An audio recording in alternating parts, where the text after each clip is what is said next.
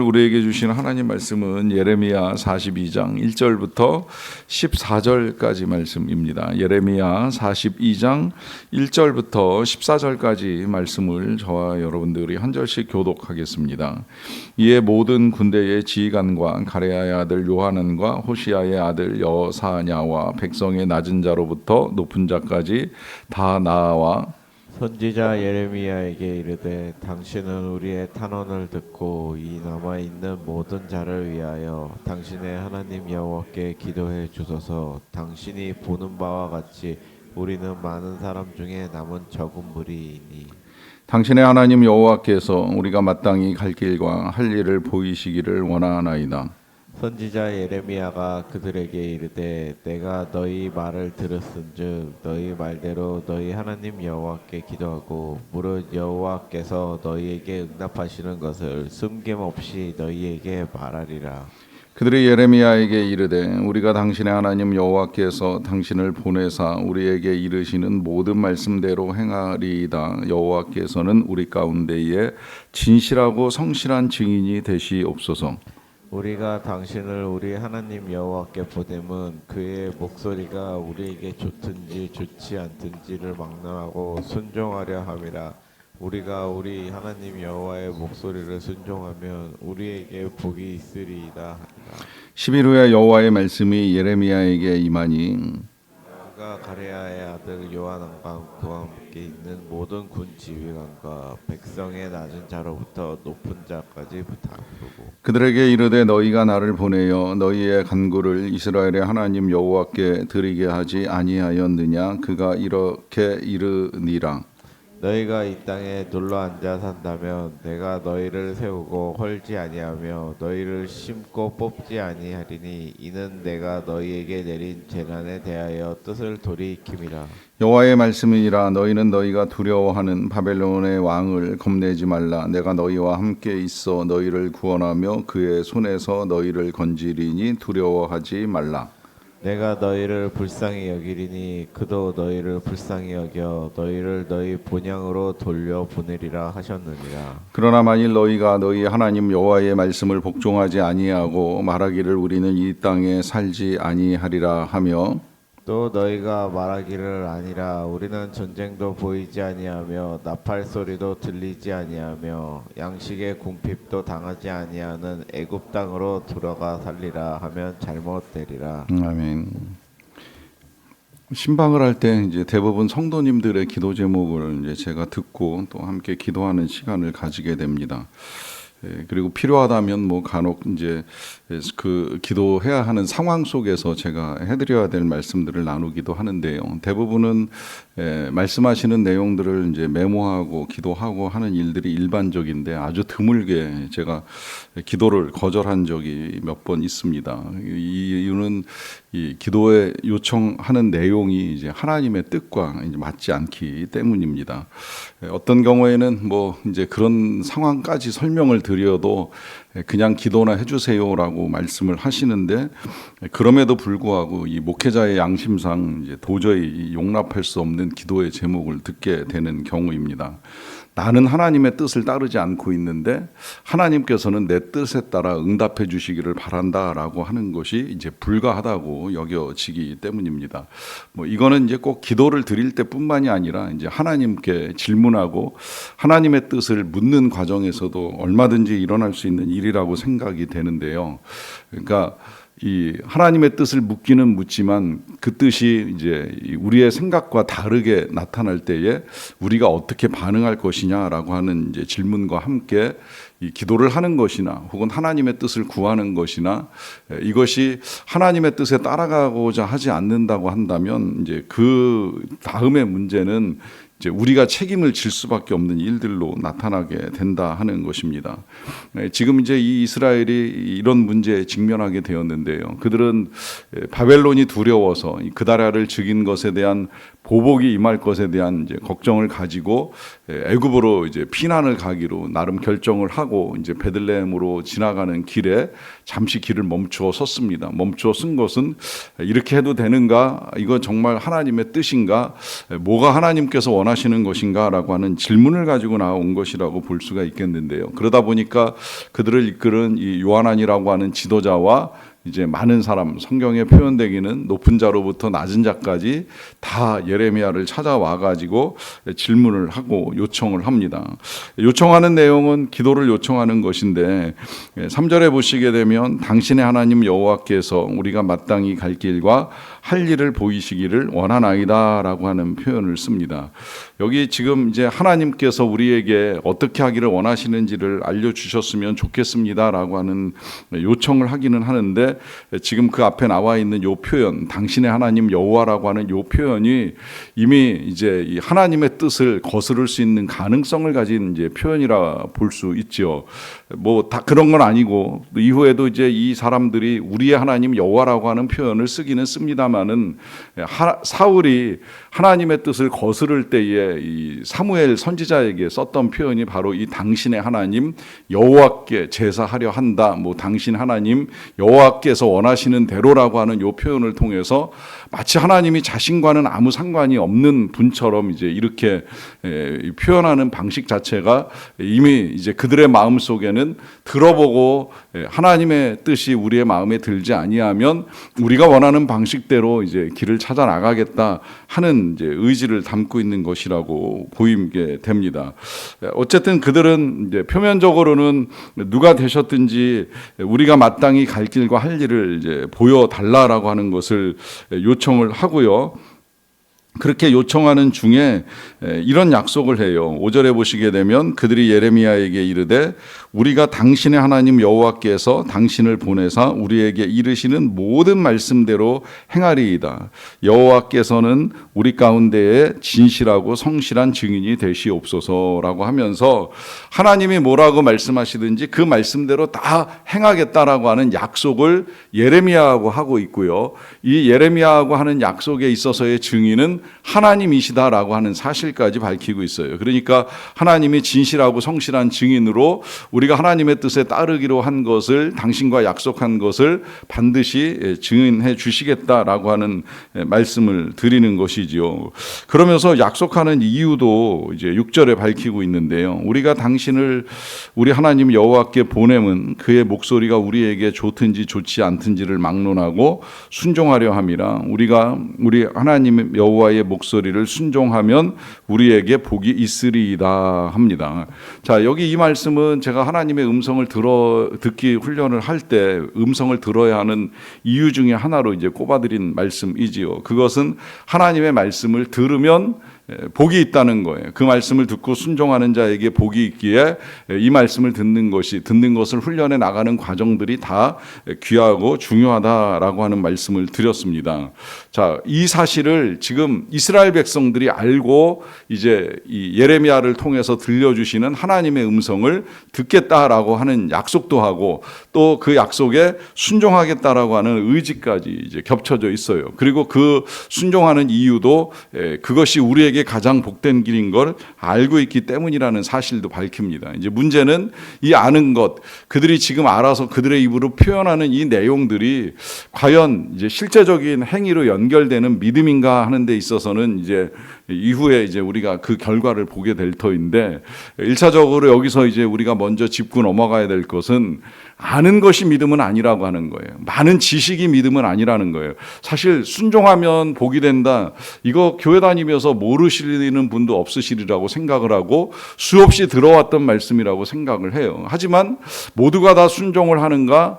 그렇지는 않다고 생각을 합니다. 또 그게 왜 어려운가 생각을 해보면 당장 순종하는 건 쉬운 길은 아니라는 거예요. 음성 듣기의 어려움은 여러 가지 예를 가지고도 말씀을 드렸지만 음성을 들으면 인생이 복잡해집니다. 뭐 지금 이 이스라엘 백성들은 말할 것도 없거니와 아브라함이 처음에 들었던 하나님의 음성은 본토 친척 아비집을 떠나가라는 음성부터 시작이 되었어요. 이게 얼마나 당황스러운 메시지입니까? 여지껏 잘 먹고 잘 살던 편안하고 안락한 삶의 터전을 다 내려놓고 심지어 친척 아비집까지 다 놔두고 내가 내게 지시하는 가는 땅, 거기가 어딘지도 모르고 무슨 일을 겪을지도 모르고 고대 사회의 이동은 굉장히 위험을 수반하는 일이 될 수 있는데 아무런 정보나 지식도 없이 그냥 하나님 말씀하신 거 하나만 믿고 나아가라. 복잡한 일이지요. 실제로 이제 아브라함은 그런 혼란 속에서 갈대아 우르를 떠나가지고 하란에 와서 여기가 하나님 말씀하신 데인가 헷갈리다 보니까 거기서 아버지 장례 치르고 또 이동을 해요. 가나안 땅에 왔는데 흉년 드니까 또 여기 아닌가 싶어가지고 애굽까지 내려가는 일도 저지르는데 거기선 또 부인을 잠시 빼앗겼다가 되찾긴 했습니다만 쉬운 게 하나도 없어요. 복이라고 하기보다는 오히려 저주 같은 삶이 한때 찾아옵니다. 그러다 보니까 정말 하나님의 음성을 들어야 되는가, 들어보고 선택해야 되지 않는가라고 하는 것은 모든 사람들이 경험하는 일이라고 할 수 있습니다. 그런데 한 가지 분명한 건 있지요. 잠시의 흔들림이나 잠시의 어려움은 있지만 궁극적으로 하나님은 우리에게 은혜를 주신다는 거예요. 하나님은 우리에게 복을 베풀어 주시는 분이신 건 틀림이 없습니다. 그런데 그 잠시의 혼란 때문에 예수님 믿고 나니까 삶이 복잡해졌다, 힘들어졌다 하면서 슬그머니 발을 빼고 하나님을 떠나는 일들을 저지르게 되면 그거야말로 이제 더할 나위 없이 불행한 일이 되는 것이지요. 그러하기 때문에 정말 하나님을 신뢰한다면 어떤 말씀을 하시든지 순종하는 것이 맞는 것이고요. 그 순종의 과정 중에 잠시의 어려움이나 손실이 있다 할지라도 절대 주저하거나 망설여서는 아니 된다라고 하는 것입니다. 이제 그렇게 약속을 하고 난 다음에 한 열흘 정도 지나고 나서야 이제 예레미야가 하나님의 음성을 듣고 나서 다시 사람들을 다 불러 모아서 함께 모여 있는 자리에서 이제 하나님의 말씀을 전합니다. 그 말씀 중에 이제 10절 보시면 너희가 이 땅에 눌러 앉아 산다면 내가 너희를 세우고 헐지 아니하며 너희를 심고 뽑지 아니하리니 이는 내가 너희에게 내린 재난에 대하여 뜻을 돌이킴이라 하십니다. 이제 이것이 예레미야가 들은 하나님의 음성인데 애굽으로 내려가지 않고 지금 여기 이 땅, 유대 땅이 되었건 미스바가 되었건 여기에 앉아서 눌러 산다면 하나님이 말씀하시는 거예요. 너희를 세우고 헐지 않겠다. 그러니까 굳건하게 세워진 건축물처럼 다시 무너지는 일은 없겠다. 이미 불타버린 예루살렘 성처럼 그렇게 불타지는 않겠다라고 하는 약속 주시고 또 한편으로는 이제 너희를 심고 뽑지 아니하겠다라고 하는 말씀을 하시는데 이것은 이제 잘 자라가는 나무가 아름다운 열매를 맺는 것처럼 그와 같은 일들을 하시겠다는 거예요. 뽑히는 일이 다시 생기지 않을 것에 대한 약속입니다. 그리고 그 약속을 하시는 이유는 이제 지금 이스라엘이 이미 재난을 받아가지고 고통을 겪고 있는데 그 고통 겪는 이스라엘을 향한 하나님의 뜻을 돌이키셨기 때문이라 하는 말씀인데 이 뜻을 돌이키시는 이유 짚고 넘어가야 될 필요가 있지요. 왜냐하면 지금 이스라엘이 멸망한 이유, 이스라엘이 망해서 많은 사람들이 바벨론 포로로 끌려가고 남은 사람들은 불안감 속에 애굽으로 피난을 가고자 하는 이 가장 근본적인 이유가 어디에 있었는지 아시지요? 그건 이스라엘 백성들이 그 누구도 하나님의 뜻에 순종하지 아니하였다는 거예요. 돌아오라 돌이키라 말씀하시는 하나님의 뜻을 끝끝내 무시하고 불순종 가운데 우리가 안전할 것이라고 믿었던 그들의 그 불신앙에 내려진 하나님의 징계입니다. 그 징계가 결국은 그 나라로 하여금 큰 어려움을 겪게 만드는 결과를 초래했는데요. 지금 하나님이 뜻을 돌이키시는 이유가 있습니다. 그것은 이 백성들이 하나님의 말씀에 순종하겠다는 의지를 비춘 거예요. 저는 예레미야가 기도했을 때 그렇게 하나님께 기도를 드렸다고 확신을 합니다. 그것은 하나님 드디어 이 백성들이 하나님의 말씀을 따르겠다고 합니다. 떠나야 하는지 머물러야 하는지 어떻게 말씀하시든지 그 뜻을 따르겠다고 순종의 의지를 비치오니 하나님께서 은혜를 베풀어 주시기 원합니다라고 하는 기도를 드렸겠지요. 이 기도에 응답하신 하나님, 그들의 순종을 신뢰한 하나님께서 이제는 뜻을 돌이키시고 그들이 여기에 머물러 살겠다고만 하면 얼마든지 지켜주시겠다라고 하는 거예요. 그러니까 그 뒤에 이런 약속을 하시잖아요. 11절 여호와의 말씀이니라 너희는 너희가 두려워하는 바벨론 왕을 겁내지 말라. 내가 너희와 함께 있어 너희를 구원하며 그의 손에서 너희를 건지리니 두려워하지 말라라고 하는 말씀을 하십니다. 여기 하나님이 두 번씩이나 두려워하지 말라라고 하는 말씀을 하시면서 하나님이 함께 하시겠다는 거예요. 하나님이 구원하시겠다는 거예요. 하나님이 그 다음에 불쌍히 여기시겠다는 거예요. 바벨론의 왕도 너희들을 불쌍히 여기게 만들어 주시겠다라고 하는 거예요. 그러니까 떠나겠다는 말 하지 말고 여기 머물러 살라라고 하는 말씀을 하시면서 마지막으로 경고하시지요. 14절입니다. 또 너희가 말하기를 아니라 우리는 전쟁도 보이지 아니하며 나팔 소리도 들리지 아니하며 양식의 궁핍도 당하지 아니하는 애굽 땅으로 들어가 살리라 하면 잘못되리라 합니다. 자, 여기 이 두 가지 전쟁이 없고 양식의 궁핍이 없다라고 하면 누구도 마다할 땅이 아닌 것이지요. 그 땅 애굽으로 들어가 살겠다라고 한다면 그렇다면 그것은 잘못된 선택이다라고 하면서 하나님이 다시 한번 경고를 하십니다. 겉으로 보기에는 바벨론보다야 애굽이 풍요롭고 안전하고 평화로운 땅처럼 여겨질지 모르겠지만 지금 이 이스라엘 백성 하나님의 자녀들에게 있어서는 그것을 보고 눈에 보이는 대로 선택해 나가는 것이 얼마나 위험한 것인가 하는 사실을 분명하게 하나님이 일깨워 주시는 경고이면서 저는 동시에 이것이 하나님의 귀한 당부라고 여겨집니다. 이 당부에 귀를 기울일 때 우리는 살 수 있습니다. 그리고 그 당부의 말씀에 귀를 기울이는 것 때로 용기를 필요로 합니다. 그 용기는 당장 눈에 보이는 손해와 희생을 감수하는 어려움이 될 수 있습니다. 하지만 분명히 기억하여야만 합니다. 그것은 여호와의 말씀에 순종할 때 진정한 안정과 복이 우리에게 찾아온다는 사실입니다. 이 사실을 믿고 오직 하나님 말씀만 믿고 의지하며 나아가는 저와 여러분 다 되시기를 간절히 축원합니다. 기도하겠습니다. 하나님 아버지 감사합니다. 은혜 가운데 또 하루를 열게 하여 주셔서 감사드립니다.